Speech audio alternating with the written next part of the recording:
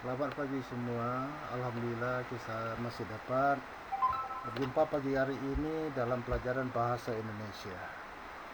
Dalam pelajaran bahasa Indonesia pagi hari ini Bapak akan membahas tentang teks negosiasi. Nah, untuk itu Bapak harapkan kepada kalian untuk mempersiapkan alat tulisnya. Bagian yang penting, kalau ada itu bisa dicatat, dan kalau itu tidak mengerti dapat ditanyakan kepada guru bahasa masing-masing. Baik, sebelum masuk ke materi, Bapak ada pertanyaan. Yang pertama, apakah ada yang pernah berbelanja selain di mall? Yang kedua, pernahkah minta uang jajan tambahan sama orang tua? Yang ketiga, apakah perbedaan debat dengan negosiasi? Ya, untuk jawaban yang pertama,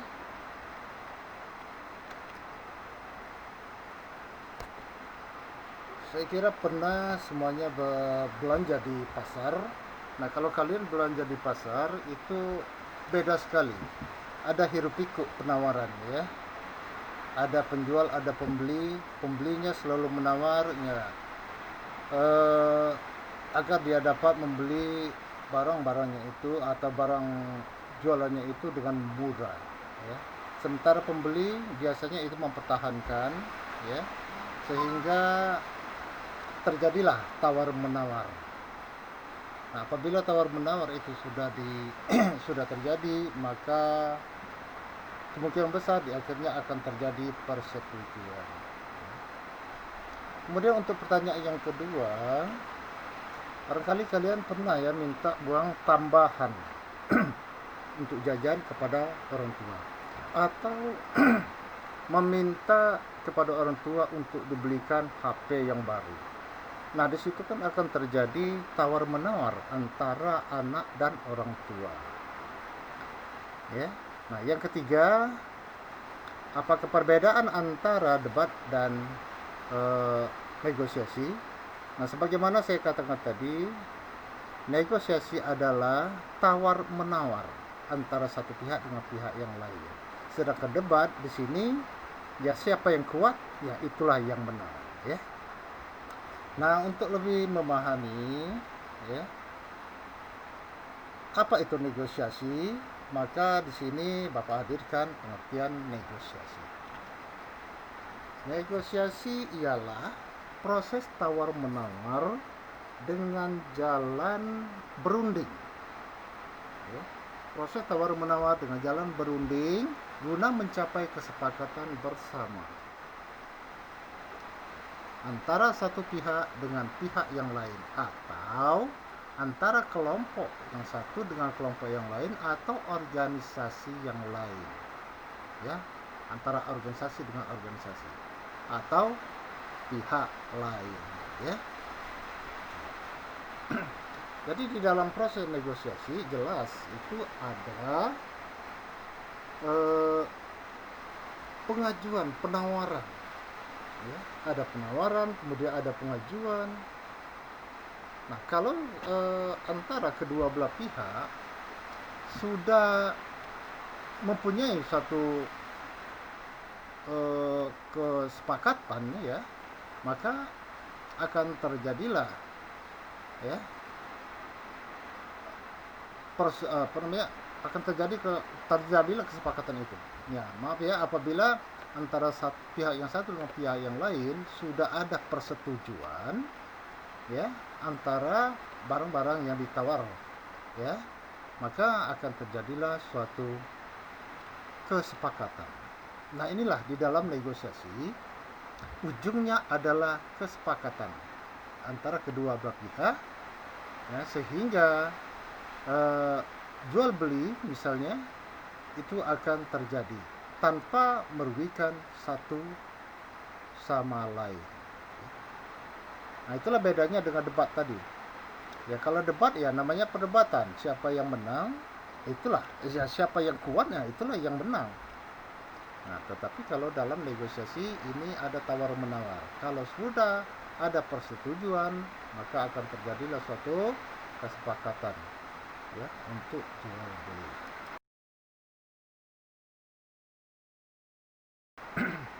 Nah, di sini ada kompetensi dasar ya, ada indikator, ada tujuan, ada materi, soal, dan evaluasi. Kompetensi dasar itu bisa kalian baca sendiri ya. Indikatornya silakan dipahami. Di sini juga ada tujuannya ya. Nah, untuk dapat melakukan negosiasi, kalian harus memahami terlebih dahulu ya, bahwa di dalam negosiasi itu ada unsur-unsur pembangun ya. Ada unsur-unsur pembangun teks negosiasi. Yang pertama itu ada partisipan ya, atau pengajuan dan pihak yang menawar pada beberapa negosiasi untuk memecahkan konflik atau pertikaian ya. Jadi ada partisipannya ya. Yang kedua, adanya perbedaan kepentingan dari kedua belah pihak. Nah, karena adanya perbedaan kepentingan, maka terjadilah tawar menawar tersebut ya. Yang ketiganya ada pengajuan dan penawaran. Dan yang keempat adalah kesepakatan sebagai hasil negosiasi ya. Jadi kalau tidak ada kesepakatan, berarti itu bukan negosiasi. Negosiasi terbagi menjadi dua, ada negosiasi lisan dan ada negosiasi tulisan. Nah, negosiasi lisan ini dapat kalian lihat di pasar-pasar ya. Jual beli di pasar, adanya tawar menawar antara pembeli dan penjual ya. Mereka kadang-kadang bersekutu untuk mempertahankan. Si pembeli ingin membelinya dengan harga yang lebih murah, dan si penjual takut rugi kalau barang jualannya itu atau dagangannya itu dijual ya dengan harga sebagaimana yang diminta oleh pembeli ya. Nah, mungkin saja negosiasi ini bisa dilakukan di kantor ya, atau ya katakanlah ya teman kerja kita ya, sesama teman kerja di kantor atau di mana ya, di suatu organisasi ya. Kemudian untuk negosiasi tulis, ini biasanya ya terjadi pada dunia perdagangan atau niaga. Nah, negosiasi tulis ini biasanya ada pada surat penawaran. Lalu surat penawaran itu apa? Surat penawaran itu adalah surat niaga. Adalah surat yang digunakan dalam kegiatan perdagangan. Nah, itu surat. Contohnya, mungkin dalam satu organisasi atau dalam satu ya lembaga katakanlah ya, ini ada surat penawarannya. Ini dapat kamu lihat dan kamu baca ya. Ini ada nomornya, kemudian ada hal penawaran, produk spesial ya, kemudian ada lampirannya, ada alamatnya ya, ada alamat yang dituju. Silakan dibaca dan diteliti ya. Nah, sekarang Bapak akan menjelaskan struktur teks lisan negosiasi. Yang pertama, struktur teks negosiasi itu yang pertama orientasi. Apa itu orientasi? Orientasi itu merupakan bagian awal ya, bagian awal atau pembukaan pada teks negosiasi. Nah, biasanya ini berupa salam dan sapaan dari satu pihak ke pihak yang lain ya. Yang kedua ada pengajuan. Apa itu pengajuan? Nah, jadi pengajuan itu adalah suatu hal yang mungkin berupa barang atau jasa yang diajukan oleh salah satu pihak kepada pihak yang lain, ya. Ada suatu hal, mungkin itu barang atau jasa yang diajukan oleh satu pihak kepada pihak yang lain. Yang ketiga ada penawaran. Nah, di sini penawaran merupakan suatu usaha, ya. Usaha yang dilakukan salah satu pihak ketika menemukan ketidaksesuaian atau ketidaksepakatan, ya, di mana si penawar menghendaki harga itu turun, atau mungkin penawarnya memandang harga itu terlalu mahal, maka dia minta harga itu diturunkan, ya. Nah, karena tidak sesuai menurutnya, ya, maka di situ jelas akan terjadi tawar menawar antara penjualnya dan pembelinya, ya. Yang keempat itu ada persetujuan. Ya. Apa itu persetujuan? Jadi dalam proses memilih solusi yang tepat dan menguntungkan bagi kedua belah pihak. Jadi dalam proses persetujuan ini adalah ada namanya pencarian solusi atau pemilihan solusi yang tepat dan menguntungkan bagi kedua belah pihak.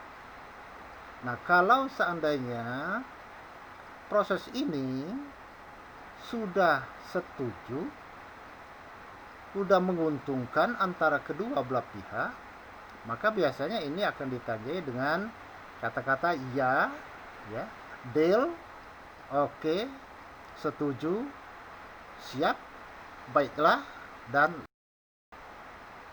ya. Nah, sekarang kita masuk ke ciri kebahasaan teks negosiasi.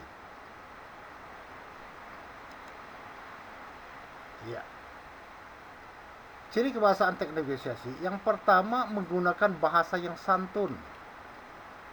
Ya. Jadi ya dalam tawar menawar, dalam jual beli, ya, agar apa yang kita kehendaki itu tercapai, ya, kita menawar menggunakan bahasa yang santun. Biasanya bahasa yang santun ini selalu menggunakan kata tolong, silakan, cobalah, percayalah, dan bolehkah. Ya. Ciri bahasa yang kedua, dalam teks negosiasi itu terdapat ungkapan atau kalimat persuasi. Ya. Apa itu kalimat persuasi? Nah, itu bahasa untuk membujuk, untuk merayu agar apa yang kita hendaki dapat disetujui, ya, oleh pihak lain tersebut. Contohnya, ya, misalnya ayah doakan saja biar aku mudah meraih cita-cita. Ya. Ayah doakan saja biar aku mudah meraih cita-cita. Nah, ini bujukan dari anak, ya, kepada orang tua. Ya. Mungkin ada komentar dari orang tuanya, ya, sehingga anak ini menjawab, ya pokoknya ayah doakan saja biar aku mudah meraih cita-cita. Ya. Nah. Yang ketiga, berisi pasangan tuturan. Contoh pasangan tuturan ini, misalnya mengucapkan salam dan ada yang menjawab salam. Ya. Jadi kalau ada yang mengucapkan salam, ya yang lain pun akan membalas salam tersebut. Kemudian ada yang bertanya dan ada yang menjawab pertanyaan itu atau tidak menjawab. Yang berikutnya, yang keempat, keputusan atau kesepakatan yang dihasilkan tidak merugikan kedua belah pihak. Jadi di dalam negosiasi, ya, sudah terjadi suatu keputusan atau suatu kesepakatan yang tidak merugikan kedua belah pihak. Ya. Yang berikutnya, yang kelima, menggunakan pronomina. Ya. Pronomina ini adalah kata ganti. Boleh menggunakan kata ganti orang pertama, aku atau saya. Atau menggunakan kata kami sebagai orang pertama jamak. Atau menggunakan kata Anda untuk orang yang kedua. Ya, kata ganti orang kedua.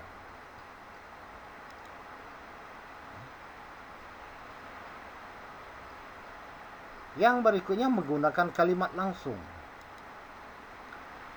Kalimat langsung ini akan ditandai dengan tanda kutip 2. Ini untuk memudahkan kalian untuk memahami percakapan atau dialog tersebut, ya. Jadi dia menggunakan tanda petik 2 dan diakhiri juga dengan tanda petik 2. Yang terakhir yaitu bersifat memerintah dan memenuhi perintah. Ya. Nah, jadi dalam teks negosiasi ada kalimat-kalimat atau kata-kata yang bersifat memerintah dan ada yang memenuhi perintah. Atau ada yang mengajukan dan ada yang menerima.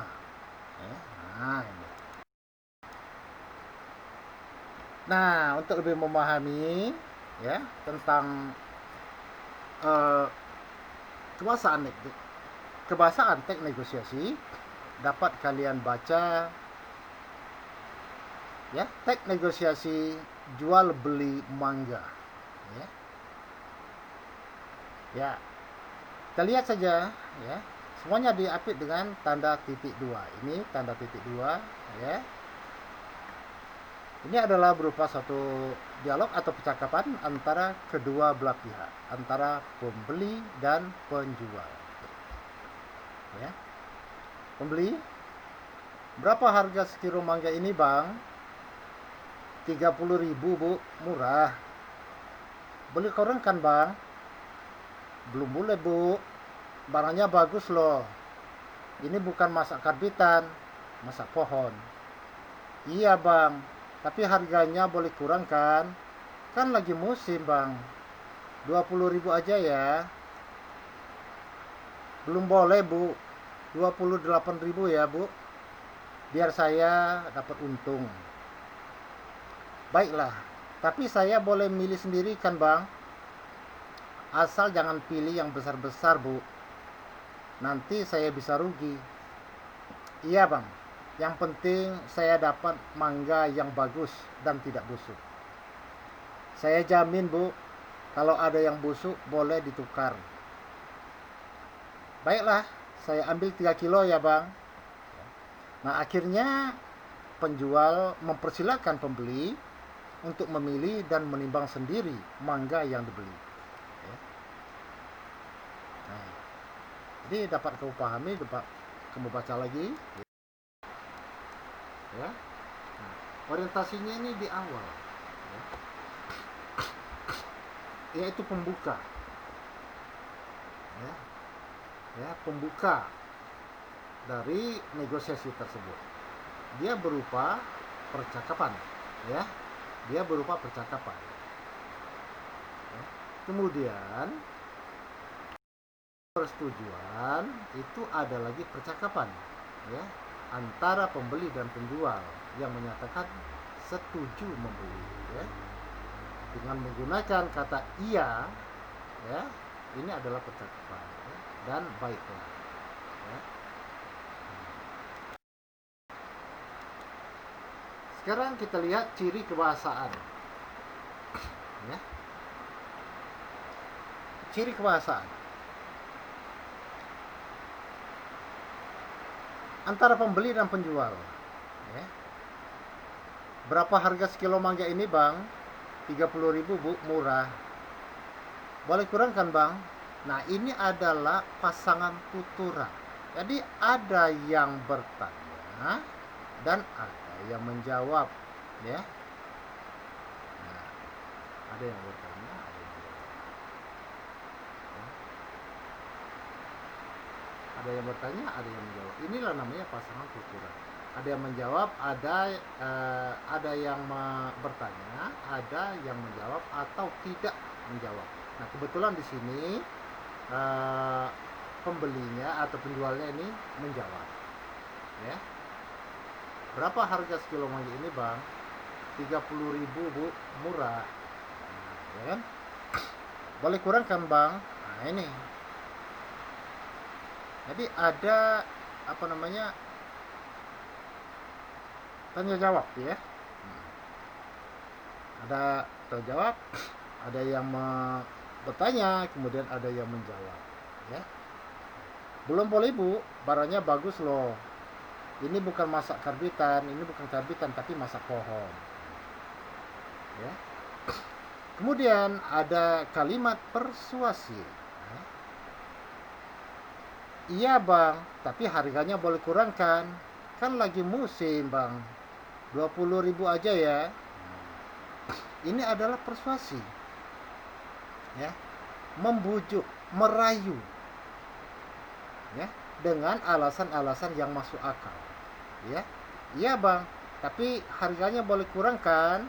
Nah, ini kan membujuk, merayu agar ya si penjual ini mau memberikan harga yang pantas. Ya. Dengan ya fakta ya. Nah, ini kan lagi musim, Bang. 20.000 aja ya. Jadi dia apa namanya membujuk ya, membujuk si penjual ya dengan alasan kan lagi musim, Bang. Nah, ini alasannya ya. Lalu ada yang memerintah dan ada yang memenuhi ya. Ada yang memerintah dan ada yang memenuhi perintah ya. Nah, ini dia. Boleh-boleh, Bu, 28.000 ya. Biar saya dapat untung, Bu. Nah, ya. Belum boleh, Bu, 28.000 ya, Bu, biar saya dapat untung, Bu. Nah, baiklah. Tapi saya boleh milih sendiri kan, Bang? Nah, dia memenuhi ya, tetapi dia juga menginginkan ya, atau ya memerintah juga, tapi saya boleh milih sendiri kan, Bang? Nah, apa jawabnya? Asal jangan pilih yang besar-besar, Bu, nanti saya bisa rugi. Iya, Bang, yang penting saya dapat mangga yang bagus dan tidak busuk. Nah, di sini ada yang memerintah, ada yang memenuhi perintah. Siapa yang memerintah ini? Ya, lihat si penjual. Belum boleh, Bu. 28.000 ya, Bu, biar saya dapat untung. Nah, ini yang memenuhi. Baiklah ya, baiklah, tapi saya bisa milih sendiri. Nah, ya. Kemudian diperintahkan lagi, asal jangan pilih yang besar-besar, Bu, nanti saya bisa rugi. Asal jangan pilih yang besar-besar. Ini memerintah. Kemudian dipenuhi. Iya, Bang, yang penting saya dapat mangga yang bagus dan tidak busuk ya. Saya jamin, Bu, kalau ada busuk ya boleh ditukar. Saya jamin, Bu, kalau ada yang busuk boleh ditukarkan. Lalu setelah mereka ya memenuhi, sepakat ya, terjadilah persetujuan. Persetujuan ini tanpa merugikan kedua belah pihak. Nah, ini ya, dari pembeli. Baiklah, saya ambil 3 kilo ya, Bang. Ya. Baiklah, saya ambil 3 kilo ya, Bang. Ini sudah ada persetujuan. Ya. Akhirnya, penjual mempersilahkan pembeli untuk memilih dan menimbang sendiri mangga yang dibelinya.